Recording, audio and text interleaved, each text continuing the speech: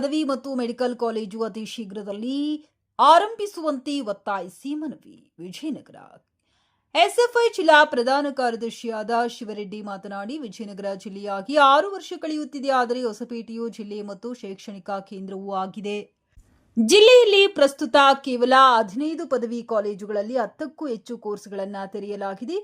10ಕ್ಕೂ ಹೆಚ್ಚು ಖಾಸಗಿ ಪದವಿ ಕಾಲೇಜುಗಳಿವೆ. ಆದರೆ ವಿಜಯನಗರ ಜಿಲ್ಲೆಯನ್ನು ಕೇಂದ್ರವಾಗಿಸಿಕೊಂಡು ನೋಡಿದರೆ ಬಳ್ಳಾರಿ, ರಾಯಚೂರು, ಕೊಪ್ಪಳ ಜಿಲ್ಲೆಗಳಲ್ಲಿ ಸರ್ಕಾರಿ ಕಾನೂನು ಪದವಿ ಕಾಲೇಜು ಇಲ್ಲದಿರುವುದರಿಂದ ಸಾಕಷ್ಟು ವಿದ್ಯಾರ್ಥಿಗಳು ವಲಸೆ ಹೋಗುತ್ತಿದ್ದಾರೆ ಹಾಗೂ ಖಾಸಗಿ ಕಾಲೇಜುಗಳಿಗೆ ದುಬಾರಿ ಶುಲ್ಕ ಕಟ್ಟಲಾಗಿದೆ. ಕೋರ್ಸ್ನ ಅರ್ಧಕ್ಕೆ ನಿಲ್ಲಿಸಿದ್ದಾರೆ.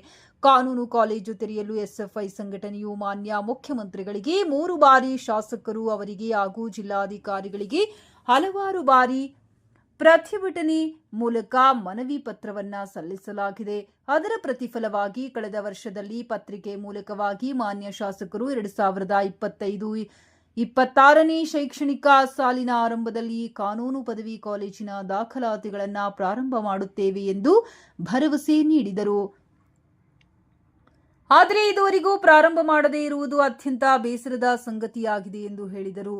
ಜಿಲ್ಲಾಧ್ಯಕ್ಷರಾದ ಜಯಸೂರ್ಯ ಮಾತನಾಡಿ, 2026-27ರ ಶೈಕ್ಷಣಿಕ ಸಾಲಿನಿಂದ ಕಾನೂನು ಪದವಿ ಪ್ರವೇಶಾತಿ ಆರಂಭ ಮಾಡಬೇಕೆಂದು ಹೇಳಿದರು.